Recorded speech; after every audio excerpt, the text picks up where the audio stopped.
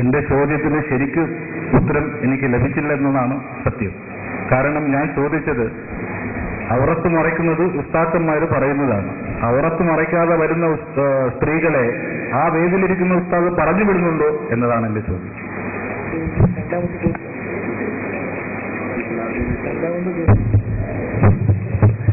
അത് രണ്ടാമത്തെ ചോദ്യമാണ്. ആദ്യത്തെ ചോദ്യത്തിനകത്ത് മറുപടി പറയുന്നത് ശരിതന്നെ എല്ലാവർക്കും ബോധ്യപ്പെട്ടു. ഇപ്പൊ പുതിയൊരു ചോദ്യമാണ്. അങ്ങനെ ആവർത്തിച്ച് ഉപചോദ്യങ്ങൾ എത്രയും ചോദിക്കാം. ആദ്യം ചോദിച്ചതല്ല, ഇത് പുതിയതാണ്. അങ്ങനെ പറയുന്നത് ഉള്ളത് നേരെ പറയാം. ശരിയാണ്, അദ്ദേഹം പറഞ്ഞു. മറ്റൊരു ചോദ്യം അദ്ദേഹത്തിന് പറയാനുള്ളത്, ഇങ്ങനെ നിർബന്ധമാണ്, സ്ത്രീകൾ എന്തുകൊണ്ട് വരുന്നു? അത് ഇൽമു പഠിക്കൽ പോകാൻ സ്ത്രീകൾക്ക് അനിവാര്യമാണ്, അതുകൊണ്ട് വരുന്നു. ശരി, എങ്കിൽ ഔറത്ത് മറക്കാത്ത സ്ത്രീകൾ അവിടെ വരുന്നുണ്ടല്ലോ, അതെന്തുകൊണ്ട് ഉസ്താദ് പറഞ്ഞ് തിരിച്ചയക്കുന്നില്ല എന്ന്? അതാണ് അദ്ദേഹത്തിന്റെ രണ്ടാമത്തെ ചോദ്യം അല്ലെ.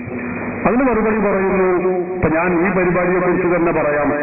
ഈ പരിപാടിയിൽ സ്ത്രീകൾ ഉണ്ടായേക്കാം, ഉണ്ടോ ഇല്ലേ എന്ന് എനിക്കറിയില്ല.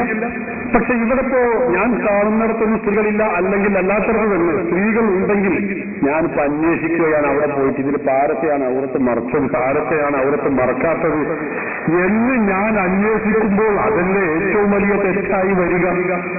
അപ്പൊ അതുകൊണ്ട് അത് നമ്മുടെ മേലിൽ അനിവാര്യമല്ല. നമ്മുടെ ഇന്ത്യ രാജ്യം നമുക്കറിയാലോ, ഇന്ത്യ രാജ്യത്ത് മതവിധികൾ പറഞ്ഞു കൊടുക്കാനേ നമുക്ക് നിർവാഹമുള്ളൂ. അത് നിയമ നടപടിയെടുക്കാൻ നമുക്ക് നിർവാഹമില്ല. ഞാൻ പറയുകയാണ്, ഈ ഒരു സ്ത്രീ വന്നു, ഇത് പാടില്ല, തെറ്റാണ്, ഹറാമാണെന്ന് പറഞ്ഞു. ആ വന്ന സ്ത്രീ പറഞ്ഞു, ഞാൻ പോകുന്ന സ്ഥലം ഇവിടെ തന്നെ ഇരിക്കും, എന്തെങ്കിലും ചെയ്യാന്ന് വെച്ചാൽ എനിക്ക് എന്തെങ്കിലും ചെയ്യാൻ കഴിയുമോ? അല്ല, ഞാൻ പഠിച്ചിട്ട് ഹജ്ജടിക്കാൻ പറ്റുമോ? നമുക്കറിയില്ല, തിരുവനന്തപുരത്തിലുള്ള ഹജ്ജടിക്കാനുള്ള അവസ്ഥ നമുക്കറിയാലോ. അപ്പൊ അതുകൊണ്ട് സഹോദരന്മാരെ, നമുക്ക് നിയമം പറഞ്ഞു കൊടുക്കാനേ പറ്റുകയുള്ളൂ, അല്ലാതെ നമുക്ക് നിയമം കയ്യിലെടുക്കാൻ കഴിയില്ല. അത് രണ്ടും രണ്ടാണ്. ഒന്ന് നിയമം പറഞ്ഞു കൊടുക്കലും വിശദീകരിച്ചു കൊടുക്കലും, മറ്റു നിയമം കയ്യിലെടുക്കലാണ്. നിയമം കയ്യിലെടുക്കാൻ നമുക്ക് അവകാശമില്ല. അതുകൊണ്ട് മതവിധികൾ നമ്മൾ പറഞ്ഞു കൊടുക്കുന്നു. അങ്ങനെ സ്ത്രീകൾ അത് വാളിലേക്ക് മാത്രമല്ല, നമ്മൾ അങ്ങനെ ചില ആളുകൾ പറയും, അത് നിങ്ങളെന്താ വാളിലേക്ക് വരുമ്പോ അല്ലെങ്കിൽ സിയാറത്തിന് വരുമ്പോ തടയാത്തത്? അവിടെ മാത്രമല്ലല്ലോ ഇത് തെറ്റ്, എല്ലായിടത്തും തെറ്റെന്നെയാണ്.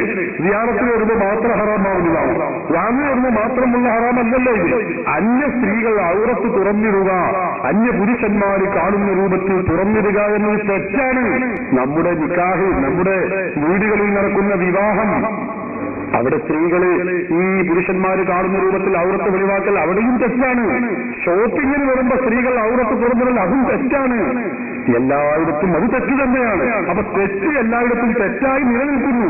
തെറ്റിൽ നിന്ന് മുക്തരാവാൻ നാം ശ്രമിക്കുകയാണ് വേണ്ടത്. ഉസ്താദാവട്ടെ പണ്ഡിതരാവട്ടെ മതവിധി പറഞ്ഞു കൊടുക്കാനേ നമുക്ക് നിർവാഹമുള്ളൂ.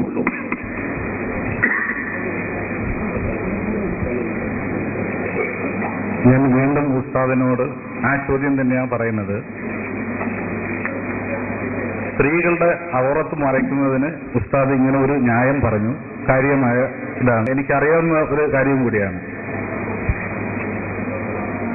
ശരിക്കും പറഞ്ഞാൽ ഇങ്ങനെ ഒരു വേദിയിലേക്ക് ഒരു സ്ത്രീ ഇങ്ങനെ വരുമ്പോഴേ നമുക്ക് പറയാൻ ഉസ്താദ് പറഞ്ഞവരെ നിയമം കയ്യിലെടുക്കാൻ പറ്റില്ല. അപ്പോൾ ശരിക്കും ഉസ്താദ് ഒരു ഔറത്ത് കാണിച്ചു വരുന്ന ഒരു സ്ത്രീയെ കാണുകയാണെങ്കിൽ ഉസ്താദിനും തെറ്റ് ഉണ്ടാവുമോ ഇല്ലയോ എന്നതാണ് എന്റെ ചോദ്യം. അന്യപുരുഷനെ സ്ത്രീകൾ കാണുന്നത് തെറ്റായ മാർഗമാണെന്നാണ് ഞാൻ പഠിച്ചിട്ടുള്ളത്. അതുപോലെയാണ് പുരുഷന്മാർക്കും അങ്ങനെയാണെന്നാണ് ഞാൻ പഠിച്ചിട്ടുള്ളത്. അന്യ പുരുഷന് സ്ത്രീ കാണുന്നതും പുരുഷൻ സ്ത്രീയെ കാണുന്നതും രണ്ടും തെറ്റാണ്, പാടില്ലാത്ത കാര്യമാണ്. അത് ശരി തന്നെയാണ്. അപ്പൊ ആ വേദിയിലേക്ക് ഒരു സ്ത്രീ ഔറത്ത് മറയ്ക്കാതെ വന്നു കഴിഞ്ഞാൽ ഉസ്താദ് എന്താ അവിടെ ഒന്നിൽ പറഞ്ഞു മനസ്സിലാക്കുക, അത് പറഞ്ഞു മനസ്സിലാക്കിയിട്ടില്ല. ഉസ്താദ് പറഞ്ഞതുപോലെ പോയില്ലെങ്കിൽ ഉസ്താദ് ആ സ്ത്രീയെ നോക്കണ്ട, അവിടെ മുഖത്തേക്ക് നോക്കണ്ട, മറ്റുള്ളവരിലേക്ക് നോക്കി അങ്ങനെ വാള് പറഞ്ഞു കൊടുക്കുക.